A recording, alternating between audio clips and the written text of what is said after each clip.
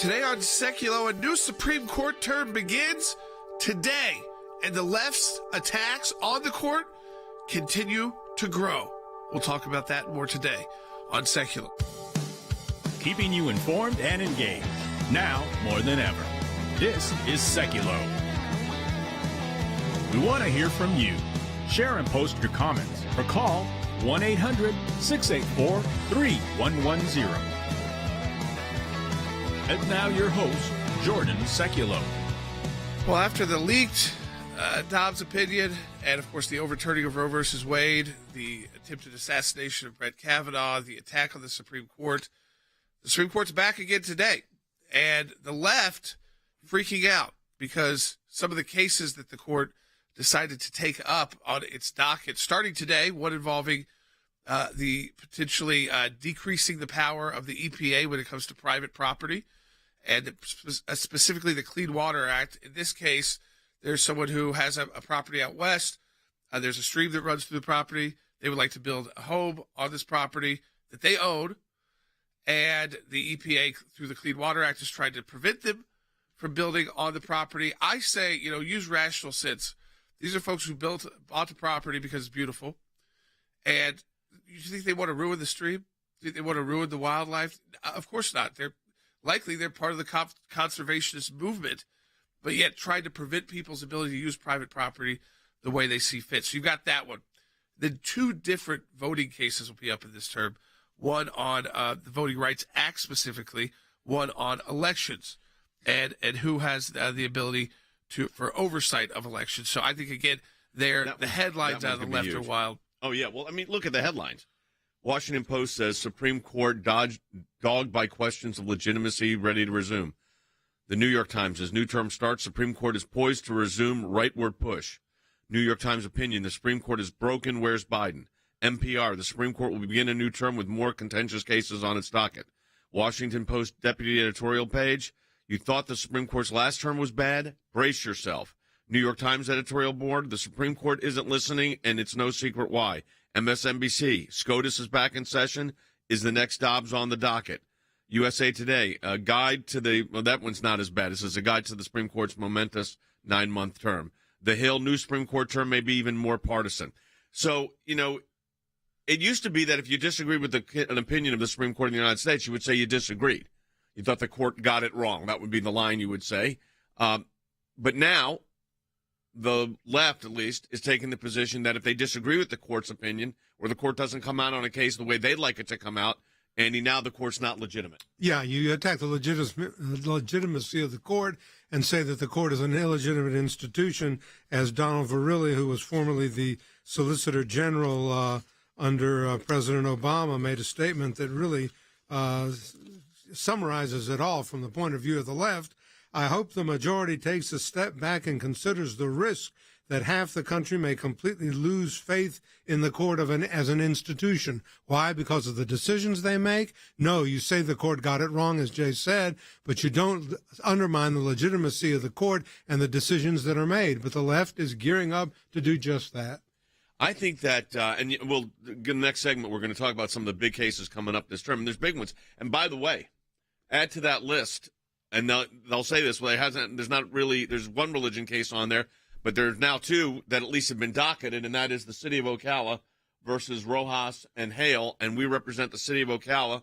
This was a citywide prayer vigil. The NAACP was involved in the prayer vigil, other groups, but groups that were, quote, offended by the prayer vigil taking place filed a lawsuit, and the question's going to be, can these offended observers have standing to challenge a practice they disagree with in the United States of America? And the court has toyed with this issue for 40 years. This gives them a chance to get it right.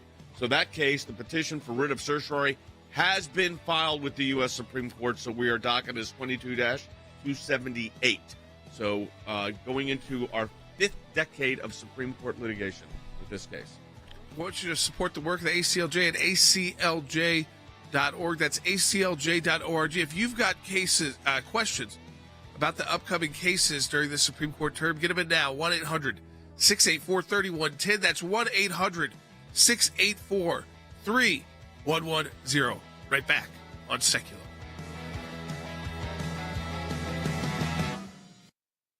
Well, the new Supreme Court term begins Monday. The justices will be considering several cases, including on religious liberty, affirmative action, and voting security. The nation's highest court says that it will continue to provide live audio broadcasts of the arguments. The public is also welcomed back into the proceedings for the first time since March 2020, when it was closed due to the coronavirus pandemic. The court is a vital place in American life, and it will be another term with really momentous and consequential decisions. You're going to have issues on affirmative action, voting rights, LGBTQ discrimination, environmental cases. We've also seen, particularly in recent years, a campaign of basically trying to cut down the court. So when it does act in a legal way, but comes to results that maybe the liberal media doesn't like, or Democrats in Congress don't like, that they stand up and are basically telling everyone the court is illegitimate. This current term is going to put a lot of us on pins and needles. I mean, they're going to hit the ground running. That untold cost to American society. And that court, starting tomorrow, is set to hear a slate of cases that could prove as consequential and damaging to democracy and individual freedom as the overturning of Roe v. Wade has been. Buckle your seatbelts, because as contentious as last term was, I think this term has the potential to be equally divisive. This is a court that's firmly turned to the right. It's a court that's willing to rethink decades of progressive rulings. Part of it is also this effort to intimidate the court and hurt their reputation in hopes that maybe it'll make the justices vote a little more like what the liberal media would like to see them do. I don't understand the connection between opinions that people disagree with and the legitimacy of the court. If the court doesn't retain its legitimate function of interpreting the Constitution, I'm not sure who would.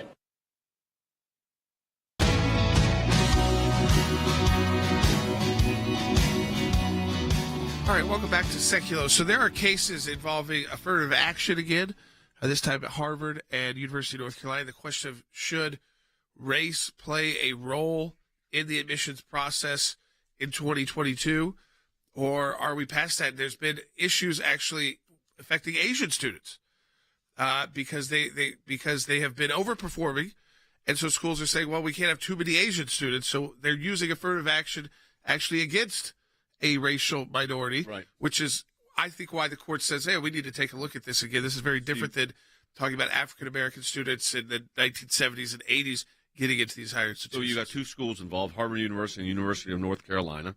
Yep. The issue is going to be, can these race-based preferences be ended? This has gone up and back before the Supreme Court, Andy, or the last 20 years, multiple times. There's never been a clear rule. In previous cases from Michigan and Texas, the court reaffirmed the validity of considering applicants' race among many factors. But you got a court now that I think is looking at this 20 years later and saying, it's not working the way it's supposed to work, and it should be merit-based. But, again, these are going to be close decisions. These are 6-3, 5-4. I'm not sure which side wins, but these are going to be very close. You're absolutely right, Jay. This is particularly the Harvard University case that I have followed very carefully along with my colleague Harry Hutchison. We looked at the briefs, and the brief that was filed by the Asian students, if you will, who were being discriminated against by Harvard. And it's a very powerful brief, let me say. The argument against Harvard University's racial discrimination policy is really a case that is very, very strong in my estimation. And I hark back to what Justice Roberts said in 2006 in a voting rights case. It is a sordid business, this divvying us up by race. The way to stop discrimination on the basis of race is to stop discriminating on the basis of race. Right. Good statement. Good thought. Very valid point. But these are contentious cases. We're just talking about those two. And the fact is that the justices are speaking out on these contentious cases and making very pronounced statements, Jordan, which are having, I think, in a real way, having political ramifications. Or people are trying to say, hey, wait a minute. The justices of the Supreme Court are now speaking out on this. What does this actually mean? Yeah. And I think, again, so as we work through these cases and we look at the next set, I think the two most probably heated politically are when you get into voting cases. Yes. When you get to electoral issues. So there's a voting rights case on the Voting Rights Act. This is out of Alabama, And after redistricting, a lot of redistricting happened it did happen all across the country because there was a census that occurred. And so we do those every 10 years. And right now there's Republican majorities in Alabama. And it's not based off Republican and Democrat in this case, but it's based off 27% of the state's population is African American. Yet there's only one congressional district that is majority African American. And the question is, this is what's unique. Does that violate the Voting Rights Act? And will the court again go back to look and say, you know what, this is up to the states? This is they've been gutting the Voting Rights Act for the last a few terms of the Supreme Court because they're saying it's just out of date. But there's an interesting aspect to this case out of Alabama, and that's that even though so Alabama has just one of the state's 7 congressional districts has a black majority, even though this 27% of the state's residents are black. A 3-judge panel of the U.S. Court of Appeals for the 11th Circuit, which included 2 appointees of President Trump, agreed that the state should have to create a 2nd district with a black majority. But the Supreme Court stopped any changes and said it would hear the case. Again, very interesting because it's going not into gerrymandering issues, but almost does because, I don't know how familiar people are, but if you're from Alabama, there's a big black community. It is. I mean, it's 30% of the population. But it's not in one place. So, I mean, I think you'd have to have some pretty funky-looking districts. I don't know what this one district looks like on paper. Probably more Birmingham-focused, I'm guessing. But, again, if you look at these others, you probably would have to, cut out, from Mobile to, up through, other I think that's where it gets difficult. Is just because it's a large majority doesn't mean it's not all in 1 or 2 cities. It's throughout the state. So it's going to be it's a little more complicated, which is why it's usually left up to the states. Yeah, because you're looking at a statewide population, and you're really not supposed to be drawing congressional districts based on the composite of the racial mixes of the country of the state. No, it's supposed to be geographically center of the state, this and that, but they're also. But let's be fair. Republicans and Democrats have both done this. But it's very interesting. You had 2 judges appointed by Donald Trump saying, "Nah, the Alabama one, I don't like the way it looks." But then the Supreme Court says, "Nope, stop. We're not going to not enforce it. We're going to hear the case in chief." Well, it's interesting, Jay, because it seems like with Roe, the overturning of Roe in the Dobbs case, this Supreme Court is more inclined to look back to the states and to give the states, or as they say, the people, the right to make these determinations and not to impose federal or congressional oversight on these, and to look at them with an eye toward giving the people and the state courts more oversight and more word and say-so as to how districting is done, how elections are being handled, and so forth. It was clear in the Dobbs case, as Justice Alito said, there's no federal constitutional right to abortion. It's a matter left to the states. And it seems to me that if they're going to lean in any direction with respect to voting rights, including the Alabama case, it's going to be to say that, except for intentional discrimination on the basis of race, we're going to let the states make those decisions. So you've got the race-based admission, the voting rights case, and then you got an elections case. An elections case not involving the Voting Rights Act. This is a state issue. So here you have a situation where North Carolina, they redrew their congressional lines at the state legislature. I mean, this is Article 1, Section 4. This is like their job of the state legislature. It says it in the Constitution. The question here is a court came in and said they redrew it. And they made it exactly equal, this time not about race, this about partisan politics. Right. 7 Republican, 7 Democrat districts. And the question for the court, I think the conservatives on the court, at least 4, I would say, agree with the position that it is not about judges and courts. This is a legislative duty to draw lines. If a court has a problem with it, it should go back to the legislators to redraw. Right. Courts should not be in the business of drawing legislative maps because they don't have the Constitution. It's the state legislatures. It doesn't say anything about state courts. No. So we had this actually in a case that we had during the 2020 election at the Supreme Court where the state of Pennsylvania Supreme Court changed the due date for various late ballots. And we actually got a stay from Justice Alito that those ballots had to be segregated because, that's not what the state law says. So here's what you got. The state GOP, the Republicans argue that state courts have no role to play, 0, in congressional elections, including redistricting. because the U.S. Constitution gives that power to the state legislatures. Four conservative justices have already expressed, openness to this idea of what's called the independent state legislator theory. I will tell you, those groups left of center hate this idea that the courts can't override the state legislature. But if we were looking at this on the federal constitutional base, we would say this was separation of powers. The courts have a role, the judiciary has a role, the executive branch has a role, but under the federal constitution, the election laws of the states are determined by the state legislators. That's the way the Constitution is designed, and that's the way it's supposed to be put in place. Well, that's exactly correct, and we've had this before. The idea that the time, place, manner, and method of electing shall be left to the legislature of the state. The Constitution of the United States says that. Therefore, if this court is going to continue the strict constructionist attitude that is taken, reading the text of the Constitution, not glossing over it with liberal and policy theories that don't belong in the Constitution, it's going to follow along, in my estimation, with the idea that the legislatures take the preeminent role in the area of elections. And that, I think, is what we're going to see. And that's going to be a thorn in the side of the liberals, but so be it. There's also an immigration case that's going to be heard this term as well. Yeah, this is an interesting one because this is the Trump policy, which was if you're illegal, deport. The Biden administration wants to say if you're a criminal with a criminal background other than illegal immigration, so you're violent, that you should be the first people deported. And so the question is, and the Biden administration has come back on this multiple times, do you go with hey, they broke the law by getting here illegally, that's it, you're deported? I want to play quickly Justice Kagan's sound because this is a fascinating statement she's making about new judges when a new justice has just been sworn in.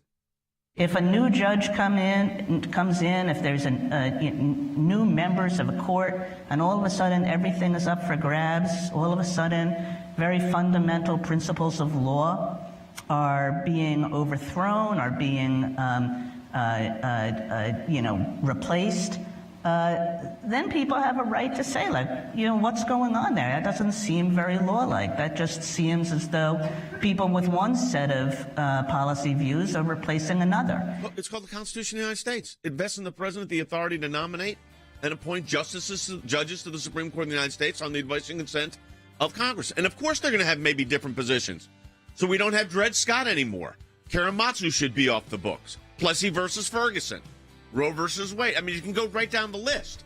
So when they make those statements, it's they make these. Now, meanwhile, there's a new appointee from the Supreme Court that's been, first day was today, appointed by President Biden. Should her vote not count? Of course it counts.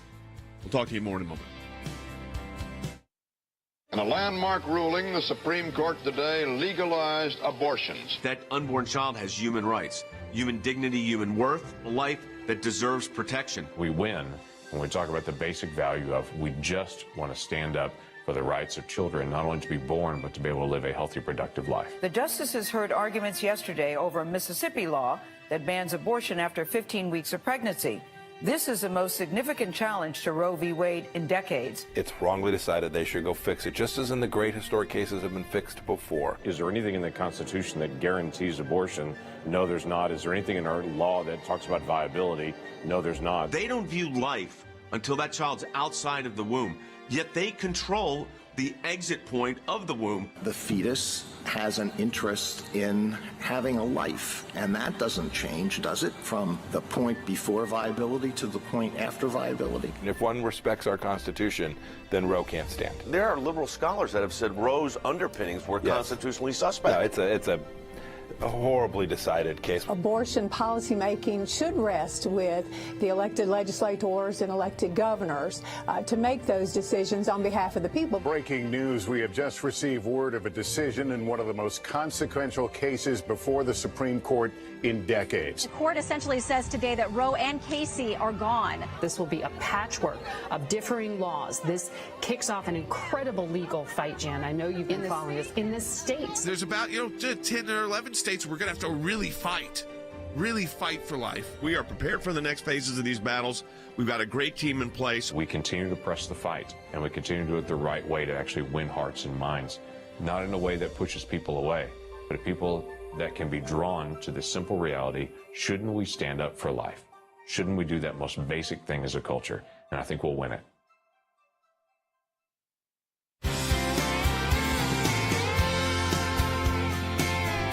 Welcome back to Sekulow. The American Center for Law and Justice, we just filed an amicus brief in the Oklahoma Supreme Court in defense of the state's abortion ban. The brief was filed on behalf of the ACLJ. More than 127,000 ACLJ supporters, including 2,200 in Oklahoma, and 41 members of the Oklahoma Senate and House, including sponsors of the bill that we are defending. One of those sponsors, lead sponsors, who has also assisted us in bringing in those legislators to our brief, is joining us now on the phone, the majority floor leader of the Oklahoma State House, John Echols. And John, we appreciate you being with us.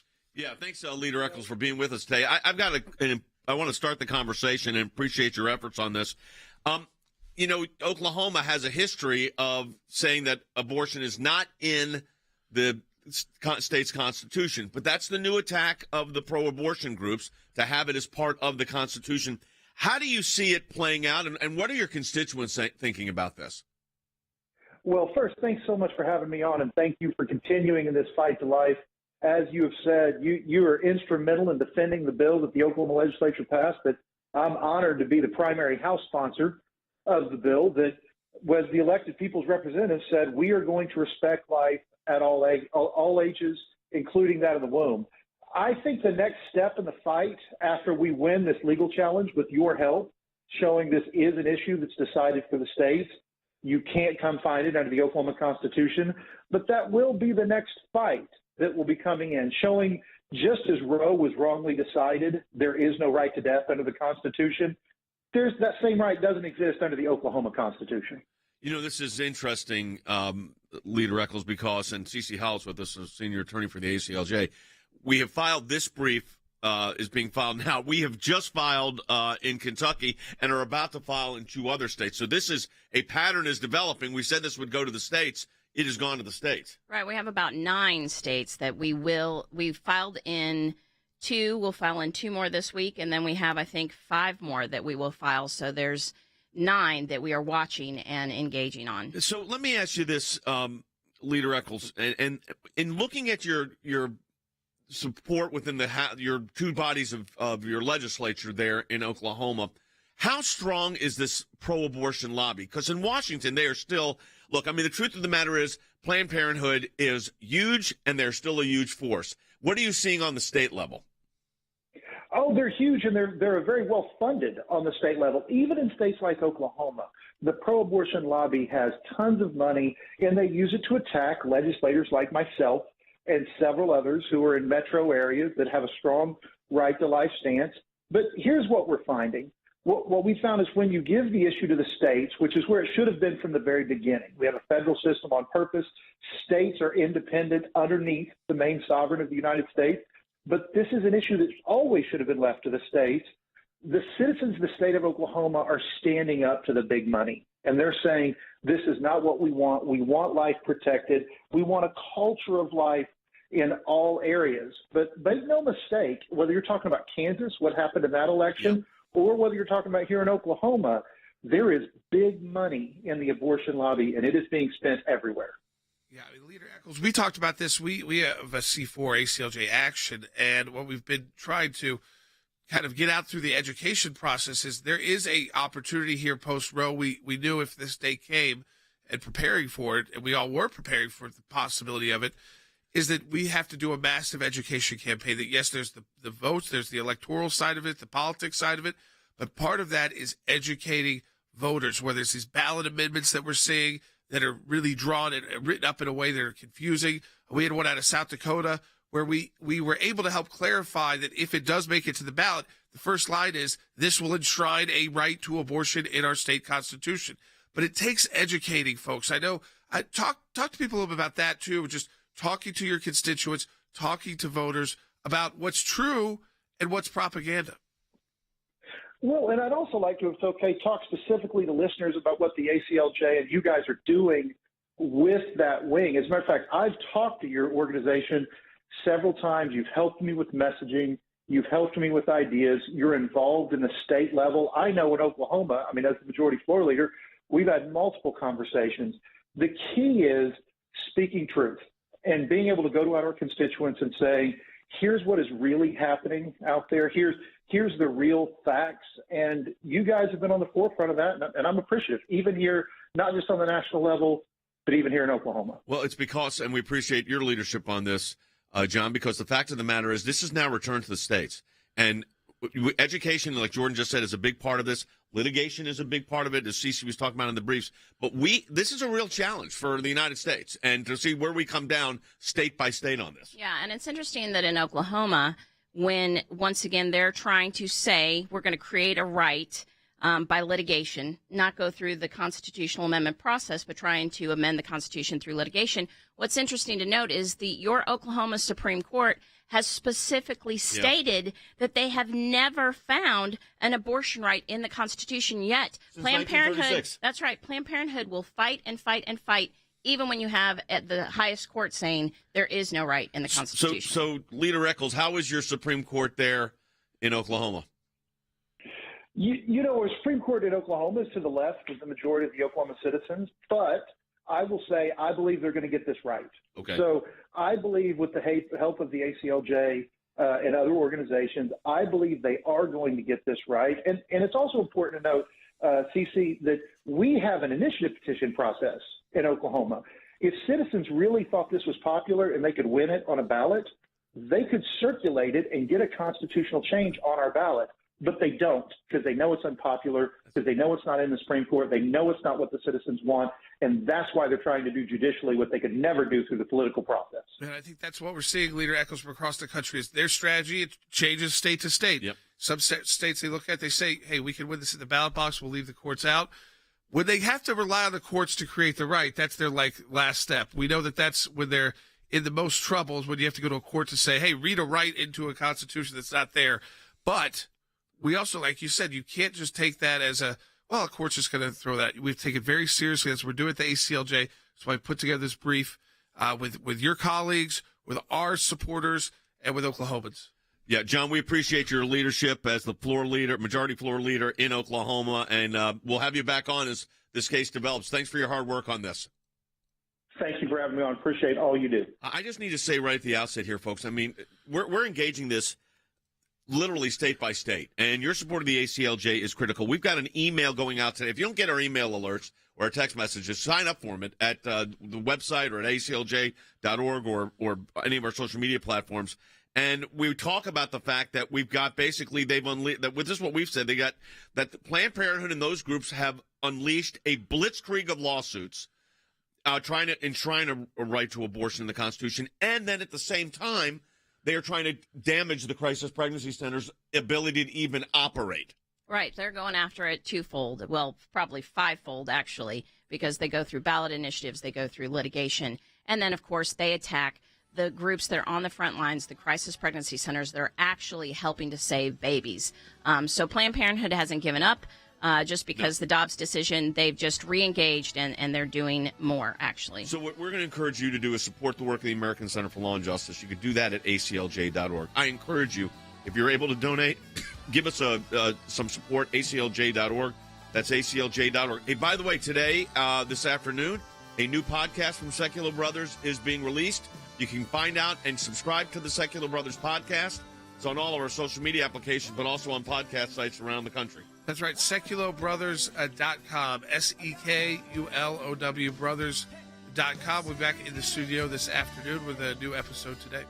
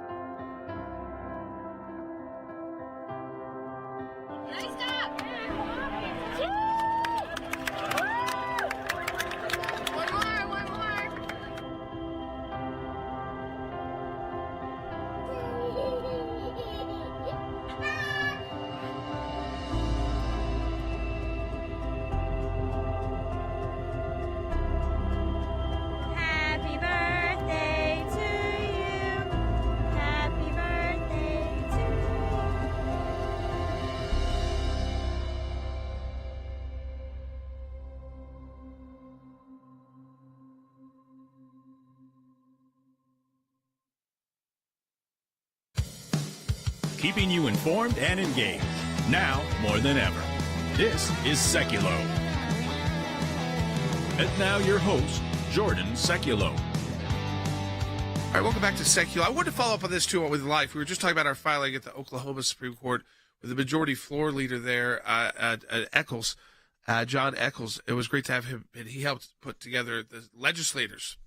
But at ACLJ Action, remember that Title IX campaign we launched because the Biden administration proposed a Title IX rule change to alter the definition of what sex discrimination is so that they could discriminate, so that they would include discrimination based off pregnancy or related conditions. Now, you cannot discriminate against someone because they're pregnant, but here's where it got bizarre. It included the definition of pregnancy in termination of pregnancy and placing abortion legally on par with being pregnant. Now, remember, you can't really hide being pregnant at a certain point, but you don't have to tell everybody about abortion. So there's a difference there already between, like a company saying we don't want to hire young women because they can get pregnant but the abortion part is something someone would have to share. But what it also really puts in play here is that if you could call that discrimination, this rule could prohibit or punish having a pro-life group, being a pro-life organization, forcing schools like Christian schools to provide access to or support for abortion services. Because you could say, well, if you provide that for pregnant students who want to have their child, it's discrimination if you're not providing abortion services. You can see where this gets very tricky and is, again, a bad policy right from the start. Well, there was a comment period with this. Over 240,000 comments were provided on this proposed rule. That's a new record by any rule change ever in the federal government. The previous record was set in 2018. It was half that number, about 120,000. ACLJ and ACLJ Action, we provided 12,000 comments, made up 5%, which is significant of the total comments that came in on a federal government's proposed rule. This ACLJ Action is a very new organization, and so I just want to thank everybody. We've got an upcoming ACLJ Action campaign on the attempt to turn VA facilities into the abortion clinics, so look out for that. But a big thank you to those of you, those 12,000 of you, 12,100 of you, who submitted your own comment on this proposed rule change. And that can have significant impact because they cannot ignore these comments. The federal government has to weigh the comments significantly. 100%. And, I mean, when we talk about 5% of the national comments that came in through ACLJ Action, that's a very, very impressive number. But, look, folks, we're having to handle these things in state courts, federal courts, regulatory process. Yep. So it's a very different world than when we started, 40 years ago. And we've been at this for 4 decades. I said today, with the case we just filed at the Supreme Court, we've had cases in the 80s, 90s, 2000s, 2010, 2020s. You know how many decades that is? 5. 5 decades. We've been before the Supreme Court of the United States. And then you've got these state court actions. Then you've got these administrative procedures that we're dealing with. And, so we're highly engaged. Your support of the ACLJ makes a huge difference. You can join ACLJ Action. It's a one-time gift of $25 and become a member of the ACLJ Action team. Go to acljaction.org. That's acljaction.org. As I said, Jordan and Logan will be recording this afternoon and be releasing another Sekulow Brothers podcast. Go to SekulowBrothers.com for that. And coming up on the broadcast, we're going to be joined by our colleague, Mike Pompeo, on a whole host of issues that we've got coming up. Yeah, there's a couple of Supreme Court cases we didn't even get to on the docket for this term. One involves bacon. We'll definitely be talking about that on Sekulow Brothers. It involves bacon? Is the bacon case. We're not talking about are they pro or anti? We're not talking about Kevin Bacon. We're talking about crispy bacon.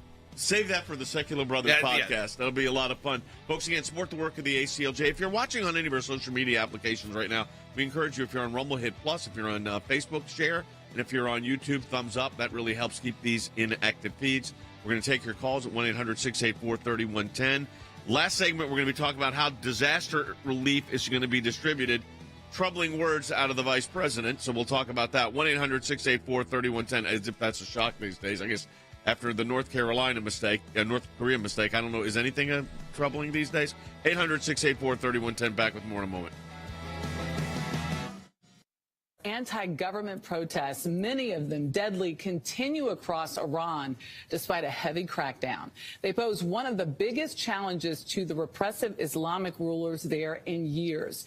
The demonstrations began 2 weeks ago following the death of a woman who was arrested by Iran's so-called morality police. Since then, public anger about other issues has boiled over. Women are leading, marching, and taking beatings for one another. Since demonstrations began, more than 80 people have been killed. Down with terrorist regime of Iran. And protests have spread to other countries, from the U.S. to Turkey.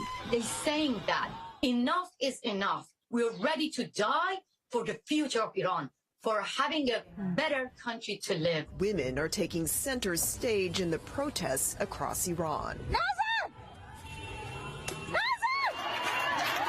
Daring to defy the Islamic regime's strict morality laws, they're cutting their hair in public. Today, men and women in Iran are united in wanting to destroy the Islamic Republic forever. When women are liberated, then the whole society will be liberated. The Speaker of Parliament on Sunday urged police to deal harshly with protesters, warning that the movement now aims to overthrow Iran's theocratic regime and that it's affecting the country's international status. Right now, this has become a tipping point for the Islamic Republic, because it's not just in Iran. Across the world, people are watching that, wow, these fearless women walking like towards the morality police, and they're ready. And TikTok generations are being killed right now in the streets. So that scares the regime. And I always say that this, for the Islamic Republic, for Taliban, this compulsory job is like the Berlin Wall. Now, we're tearing this wall down, and the Islamic Republic won't exist. This is the end.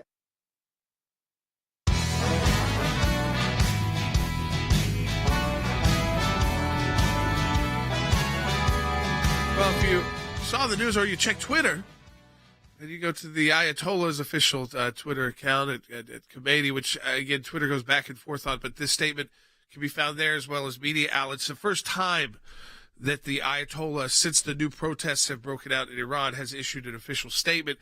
This is what the statement said today. It was today. Quote, "I say clearly that these riots and the insecurity were engineered by America and the occupying false Zionist regime, as well as their paid agents with the help of some traitorous Iranians abroad." We have Secretary Mike Pompeo, former Secretary of State, joining us now. He's part of our ACLJ team. And Secretary Pompeo, I just said, it's interesting to me that now the Ayatollah speaks out, and he's trying to make it not about Iranians, that this is really Israelis and Americans who are behind this. What is your take?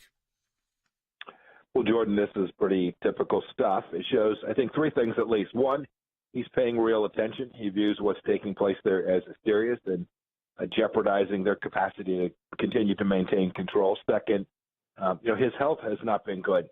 And I think he was trying to reassure the Iranian law enforcement, the Iranian Basij, the IRGC, the leadership around him, that he is still well enough to be in charge and in control. And then finally, doesn't it remind us, Jordan, of exactly what Vladimir Putin has done? Same kind of thing. Somebody else started this fight. It wasn't us. It was the outsiders appealing to nationalism in a way that suggests a real frailty. So one doesn't know how this will end. It will almost certainly be very, very violent if these protests continue. They will stop at nothing to try and maintain control. But we know that there are always moments in time, inflection points in history, and perhaps this is just one of them. It was interesting during the Obama administration when you had a million people in Tehran, in Tahrir Square, protesting. Basically, the administration's position was for them to stand down, which was absurd when you think about it. Now you've got about 1 million throughout the country protesting. The Ayatollah is forced to make a public statement, which he has, saying that this is, the Israelis and the Americans, the Zionists. And you've got and I want to see if we have this bite. It's one of the really human rights activists that have been at the forefront of this, saying, the women of Iran are taking up the mantle here, but don't prop up the bad guys. Don't prop up this leadership by giving them money through the Iran deal. Do we have that sound? We're gonna get that sound, and we've got it. Let me play it and then get your comment. We don't want you to save Iranian women. Iranian women are brave enough to bring democracy themselves, to save themselves. But we want you to stop saving our murderers. That's all. Yeah. That's all. Stop saving the murderers. And when you give them money, you're saving the murderers, Mr. Secretary. Amen. That is exactly right. We have multiple examples of how America has responded. You're right. In the Green Revolution in 2009, the Obama folks wanted to stay away. They were trying to get their deal done. That when we were protests during our time, when I was a Secretary of State, we immediately put out statements supporting the Iranian people. And all the while, we were denying the people who were killing Iranians, the people who were imprisoning Iranians, the people who were threatening Iranians. We were denying them the resources to continue their terror campaign. And sadly, Jay, we're right back where we were in 2009 with this administration trying to cut a deal, not enforcing sanctions, and making these terrible human beings that are denying these women their basic and most fundamental rights, to giving them money with which to continue their repression. It's an enormous mistake. It's not the case. The Ayatollah is wrong. This is not an American or an Israeli set of protests. This is an Iranian people's movement. What we shouldn't do is deny the Iranian people the opportunity to continue to express their free will. And this gets to my next question. If the right support was there from the world and Iran, the regime, was facing real crippling sanctions and they didn't feel like they were maybe getting access and they weren't able to use their airline to fly across Europe, do you think we're at a point where one day we could see the people of Iran, not because of Americans, not a military exercise, but the people of Iran coming together to overthrow this regime? And it goes back to an Iran that my age group is pretty unfamiliar with, other than seeing the imagery out of, but an Iran very different from these religious radicals. Jordan, I absolutely think it's possible. We never know. You can never predict the moment, but you do know this.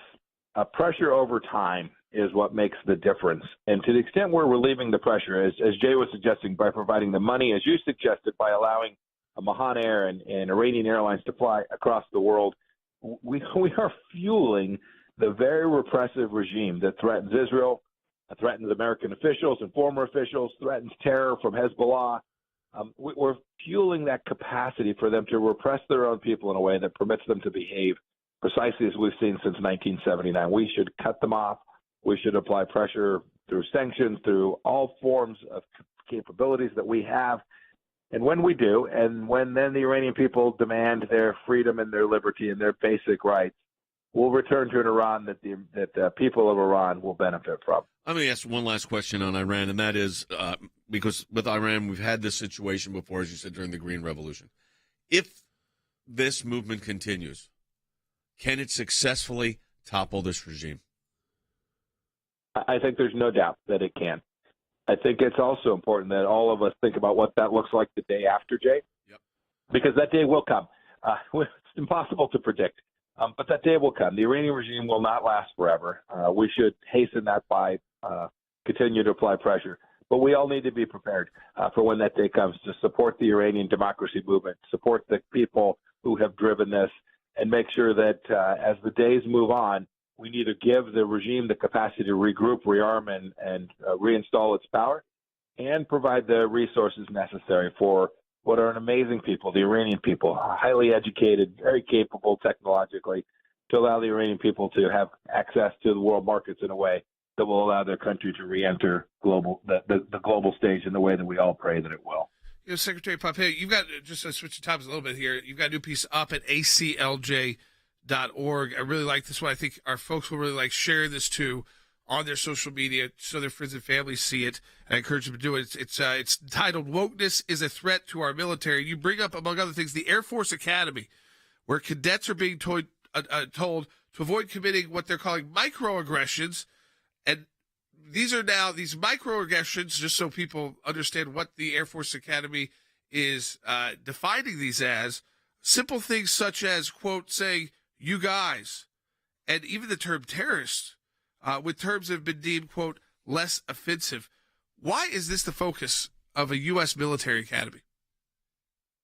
Jordan, it's unexplainable to me. And worse than that, it's dangerous. You all know the ACLJ has been at the forefront of making sure that our folks in uniform have the capacity to express their voices, to protect liberty, religious freedom inside the military, and frankly, all across the country. You all have been exemplars of that and fought for it vigorously. This is another chance for government to move away from tradition. When you think about militaries and how they're built on culture, on heritage, and on tradition. And when you begin to walk away, when you tell them, I think you did mention, don't talk about mom and dad, just talk about parents and parental units. This is a use of language which denies what we know to fundamentally be true, and it loses the mission focus. Our militaries are designed for the singular purpose of deterring bad guys. When we start to focus, we have to focus on diversity, equity, inclusion in this way. It's dangerous for one of America's core institutions, its military. When you hear parental units, I mean, that's like the coneheads. Yeah, I mean, it's like we're making them use language. It's not even natural. It's not natural at all, right? So I mean, you have to really reprogram yourself to even start speaking that way. Yeah, it's unreal. We appreciate it, Mr. Secretary. As always, thank you for your insight and input, and it's great to call you a colleague and a friend. Thanks for being on the broadcast. Hey, folks, when I was just thinking about this. I'm looking at when you look at the ACLJ and our scope and nature. Do you know that we have 2 members of the previous administration's cabinet on our team right now? We have another colleague that doesn't come on air much, but you all remember the former Attorney General of the United States, John Ashcroft, works with our teaching arm, our Law and Justice Institute. And your support of the ACLJ makes all of this possible. And I say that, I'm not in a matching challenge month, but you just need to know what your gifts and support do for the ACLJ. When you get an email from us today that has in it all these briefs we're filing, I think CC said 9 over the next week or so, on all these state Supreme Courts. And then, of course, our latest case at the U.S. Supreme Court defending prayer at the U.S. Supreme Court, which could, if they take this case, it will be a landmark case on who can bring these suits and who can't. They just can't be offended by something and get it removed. Heckler's veto, basically. And this case puts that square front and center. So I'm telling you, folks, your support of the ACLJ makes a huge difference. Then you talk about this broadcast. We're on hundreds of thousands of radio stations, Sirius XM satellite radio. We're on Facebook, Rumble, YouTube, Truth Social, Twitter, all these social media applications and platforms we're using. And then Jordan and Logan just launched a brand new podcast, which, by the way, last week had over 100,000 unique listeners. Yeah, so we release 3 a week, so it's about 35,000 each episode. That's combining places like Rumble, Apple Podcasts, Spotify, YouTube, Facebook. But again, it's a big launch number after just doing it for a few weeks. It's a very different show. I also encourage you, if you're not a typical podcast listener, one number we want to focus on is the people subscribed on Apple Podcasts or Spotify. It doesn't cost a thing to subscribe, but I encourage you to do that. That would really help out the Secular Brothers podcast. Thanks to your support of the ACLJ, we have had many victories. The report is coming out. It shows that not only did Tea Party groups get more scrutiny, but so did a host of other conservative groups. It was something that no one could believe our government was even capable of doing, and now they were admitting it. It's one of the most significant wins in the ACLJ's history. To take on the IRS and win for the ACLJ, life has always been a top issue. Barbara, I am here at this site because there are thousands of people and millions across America that say abortion's murder. When you're fighting for the life of the unborn, you're on the right side of history, you're on the right side of law. These are young people in their 20s and 30s that are doing this. They're fighting for life to beat back the abortion juggernaut. It's very important that we remain hopeful that the courts that the Trump administration was able to impact will give us good rulings that are based in law and sound reasoning. This is one of the social issues we're winning. There are historians that point out that religious persecution is at its highest level since the first 3 centuries when the Roman Empire led religious persecution. A mid-state pastor's family is fighting to bring him home. We are getting my husband after 7.5 months.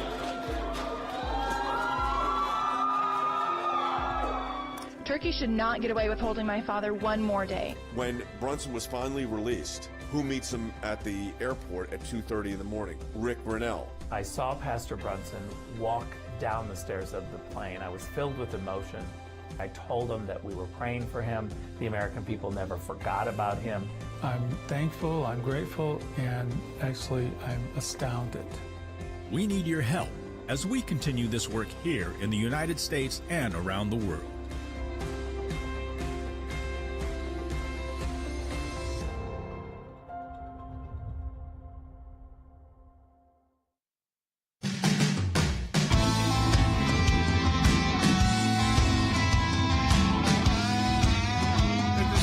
topic that is getting a lot of attention. And this is, when you talk about it's politicizing aid, we're specifically talking about after the hurricane or any kind of natural disaster, and politicizing it with these new terms.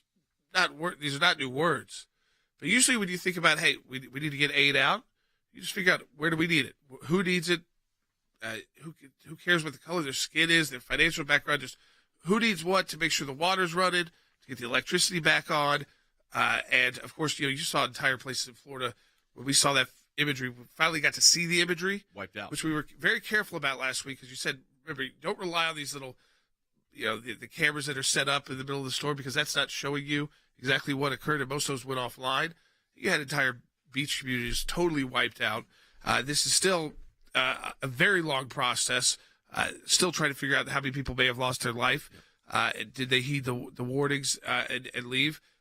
Some beach communities, they say, may never be built just because Sanibel and a couple of those smaller islands uninhabitable. Where they say the words they're saying on those is uninhabitable. But the vice president made a statement about how the aid should be distributed. Can we play that, please? Take a listen to this.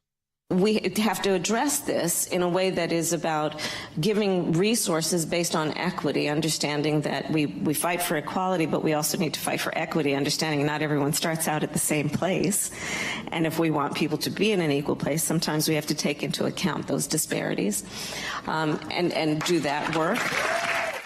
I would think this would be the most inappropriate time to talk about equity and equitable solutions when people's homes, no matter what their race is, no matter what their religion is, or their income. Because I will say this, it doesn't matter how rich you are, you don't have the money to rebuild the infrastructure that this takes out. Correct. I mean, it's entire communities entire towns have been wiped out. It's like here. You could write a check and just be like, oh, I want to turn the water back on. I'm rich. No, that does not work. You can't rebuild the bridge. You don't have that much. You don't have that much money. Bridge. You can't get approval for it. So everybody should be. You get communities back, and it doesn't mean a lot of times the communities that get hit the hardest are ones that don't have the best structures in place. You get a lot of trailer parks, places like that. It's nothing to do with race. It just has to do with how do we help those folks? And they already being helped. Well, this is what is so outrageous about turning a crisis, a literal weather incident that has caused an active, that's what the insurance companies call it, a weather related catastrophic disaster in a state, and turning it into a race baiting moment. And I hate to say that, but our director of policy is here, Professor Harry Hutchison. And Harry, I would have thought if your community is out of power, whether you're black or white, whatever your religion is, whatever your sexual, orientation, male, female, whatever, none of this matters. None of this matters. What matters is get the lights on, restore gas, make sure there's not fires. That's what I thought would matter. Well, I think you're right, but let me tell you something, Jay. Your problem is you are being logical. You are being reasonable. You are focused on the facts. Keep in mind that the left in the United States is not focused on the facts. They're not focused on the data. They are focused on ideological abstractions. And first and foremost for these ideologues is the obsession with race. So the first question we need to ask ourselves is, how do we define equity? How do we define equality? These terms are in reality abstractions. First off, we should note that no one is completely equal to anyone else. I will not be able to beat Tiger Woods when he's on one leg playing golf. I just don't have that ability. Secondly, what does equality mean? Equality means we are equal before the law pursuant to the Constitution. If we look at equity in the United States, we need to answer several questions. Why do Syrian Americans, Korean Americans, Taiwanese Americans, Filipino Americans enjoy longer life expectancies, lower incarceration rates, higher standardized test scores on standardized tests than white Americans? And so if we tie this back to the whole affirmative action debate, It turns out that one of the groups that, if we're going to be obsessed with race and ethnicity, that needs affirmative action based on the activities of hardworking immigrants, white Americans would need affirmative action. I think at the end of the day, Kamala Harris and her ilk, they are consumed with an illusion, and the American people ought to reject it. But isn't it the last place you would be talking about this kind of equity? When you've got communities wiped out, it's like what Jordan said. Wouldn't you want to restore the roadways, get running water, make sure that whatever buildings might or be left are stable or not dangerous? I would think that's how you would make that kind of assessment. Not, well, this one is this one, and this one is this race, and this one's this ethnicity. No. It's danger. Where is the greatest danger? Where's the greatest need? Period. Not based on anything else other than fact. Yeah. Electricity, water, roads. Doesn't matter if it's what community it goes through. Everybody's using it to some extent. But what I also want to point out here is, notice she didn't have trouble getting this sentence out.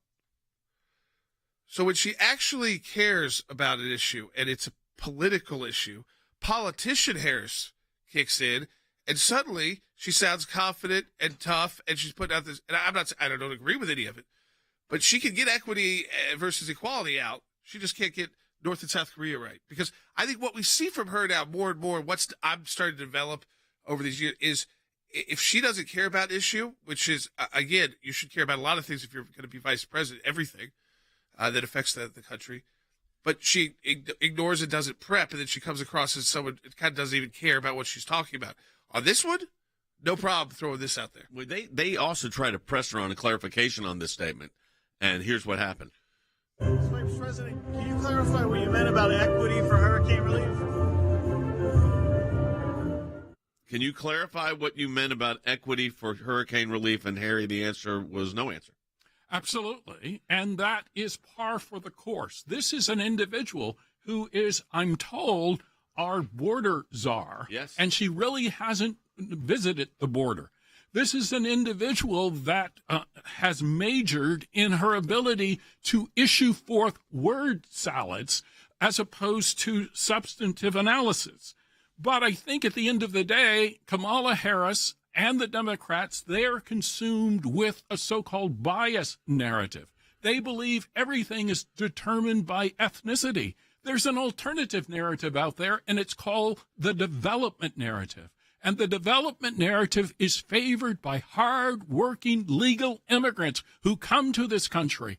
They protect their families. They've encouraged their kids to study hard, and they do well in the United States. That, I think, is a testament to the freedom and liberty available to each and every American, and Kamala Harris ought to be ashamed of herself. I think you're absolutely right. All right, folks, we want to encourage you to do something right now if we can. That is for the Sekulow Brothers podcast. You want to focus on people getting from their podcast sources. How do they do that? So if you go to SekulowBrothers.com, SEKULOW, brothers.com, you'll see Apple Podcasts or Spotify. If you want to subscribe on Apple Podcasts, does not cost a thing. You click there and then subscribe. Say if you have a Spotify account, click there, subscribe. Doesn't cost anything extra, but we encourage you to do that. That will help us build our numbers up. We have great viewing numbers, watching numbers. This is being the listening numbers side of it, and you do get rated a lot by that, so I encourage you to do that, SekulowBrothers.com.